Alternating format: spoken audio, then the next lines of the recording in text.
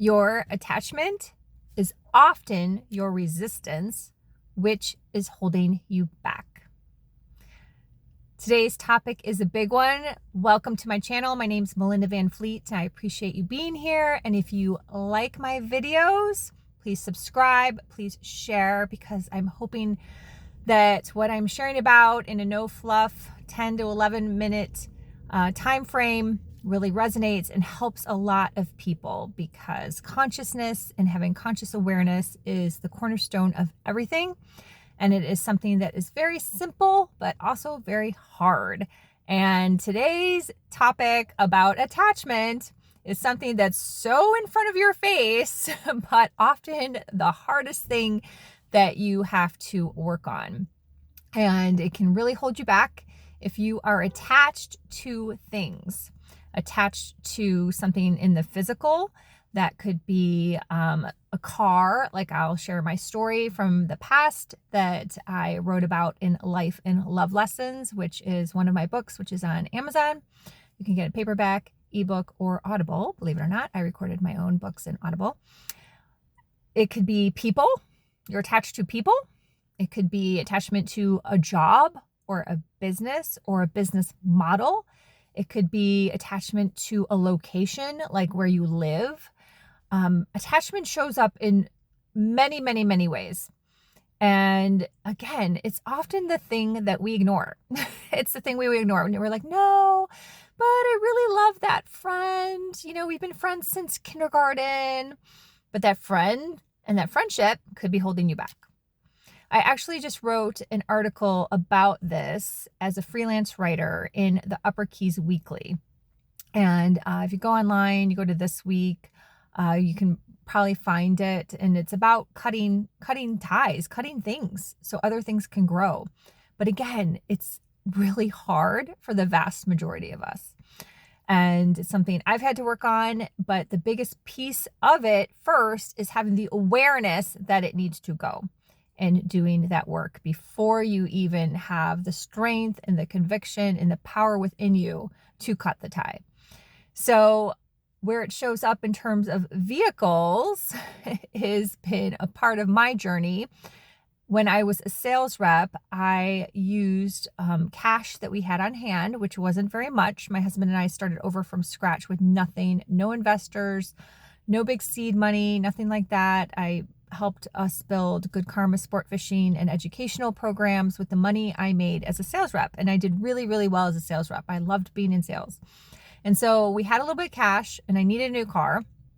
And so I bought a very old Jaguar. This was way back in 2010 when I was first starting. It was a very old used Jaguar. We drove up to some scary guy's house in Miami and we're like, and he didn't have the title right away. We're like, oh my God, or we just get like, you know, completely screwed on this, but it all worked out. So anyhow, this old Jaguar was amazing. It had really deep passenger seats. It had tinted windows. It had a deep trunk. Like, I used to joke it was like a mafia car. I could have put like dead bodies in it. But what was so great was I could fit my suitcases of samples, because I traveled with samples as a road rep. So I had layers of suitcases and the windows were dark. So I could go into the hotel at night when I was staying on the road and feel safe. Okay. Safe. This is important. Safe. So what ended up happening was the car started to die. Literally started to die. It was old. And I would pray on the way to my sales appointments, leaving the keys, going over the bridge, coming back home, all on the road. I would do like a visualization, it is done prayer. And I've always operated like this intuitively. I know a lot of people talk about this on the internet. If you want more help with this, just put a note in the comments. I can make a video about this, like what I do. And it's just part of how I am and what I've always done in my connection to the divine. So anyhow, so I would have my little like ritual prayers and be grateful that I got to this spot safely, again, safety, very important. And eventually it didn't work. Eventually the tower card came. It was like, you've been ignoring that you need to get a new car. You've been ignoring that this is an old car and you've been milking every piece of this car to get to your appointments. But if you wish to grow and you wish to grow your business and you wish to add more lines and get a bigger company to work with you that has more lines, which is actually what ended up happening, the car needs to go. And so the tower card came and I was stuck up in the Orlando area. And luckily I was safe. Again, safe. Totally trusted. I was safe. I have AAA, max AAA, whatever the biggest package is. So tow truck came, took the car, and I could get a loaner. So I get this loaner and it's a minivan. I'm like horrified. I'm like, who the fuck drives a minivan? It's so embarrassing, right? I'm like, oh, I'm way cooler than a minivan. I don't even have kids. Like, what do you mean I got a minivan? So I get this minivan and I use it around Orlando because I was not going to be missing my appointments. So hence why I needed a car. I wasn't going to stay in my hotel room and just wait it out for the car part to come. So I used this minivan and I had a huge awakening. This minivan was incredible. It was incredible. It was a game changer, literally a game changer. The doors were easy to open and close. I could stack things even higher. I felt safe because I knew it wasn't going to break down. I was able to operate so much quicker. And again, I had more space. I was like, oh my gosh, I could sell even more stuff.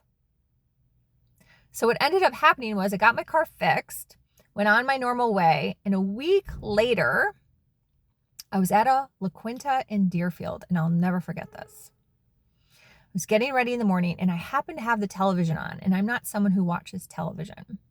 And I had the television on, and a commercial came on the TV from a Toyota dealer in Kendall, and it was talking about no need for money down, and everyone would get approved.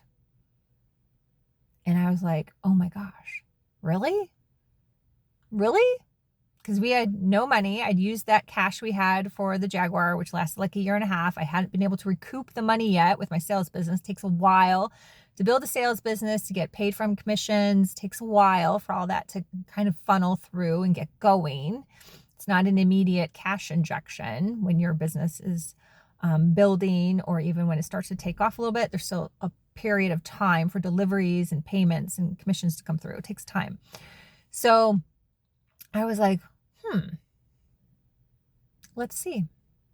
So I trusted, and Ryan and I went up to that Kendall Toyota dealer, and no one spoke English. It's the craziest thing.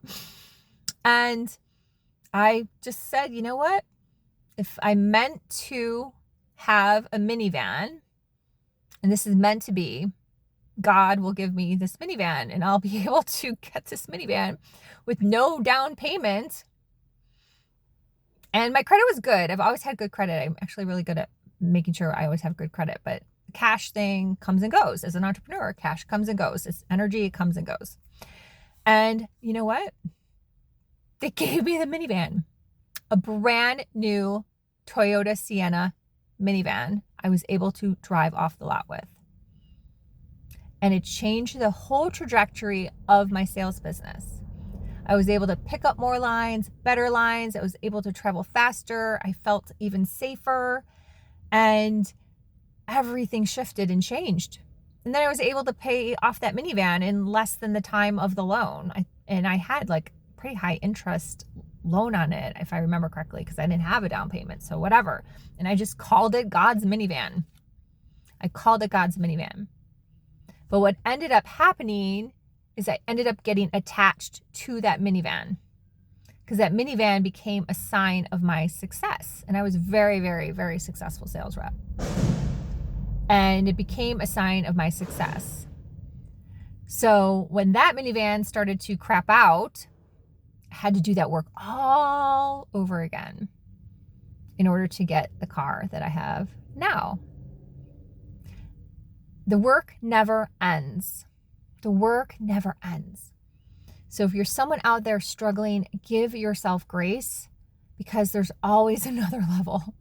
There's always a next level. There's always another way to look at the game. There's always going to be a new challenge. There's always going to be that tower card in tarot. And when you stop fearing the Tower card in the tarot deck, and for those of you that understand tarot, you'll totally get that. For those of you that are just consuming mindlessly and think the tarot card's scary, like, this is your wake-up call. It's not scary. It's a good thing. Use that insight for your conscious awareness tip today to look at, like, where is there a Tower card happening for me that I've been ignoring? And it needs to happen for me to grow. It literally needs to happen for me to grow. And do some work around feeling safe, really important, so you can accept that change is going to happen. I trust you, it will work out. It has worked out for me over and over and over again. Just need to remind myself sometimes, right? And I give myself grace in the process. So we're at 11 minutes. I feel complete. My website is melindavanfleet.com. Please reach out to me if you're interested in private one-on-one mentorship. I only do 3 months or longer because I really want to be able to hold space for you and help you on this journey in this process. And in the meantime, please watch my other videos. I think this is video number 15. And thanks for being here. All right, bye for now.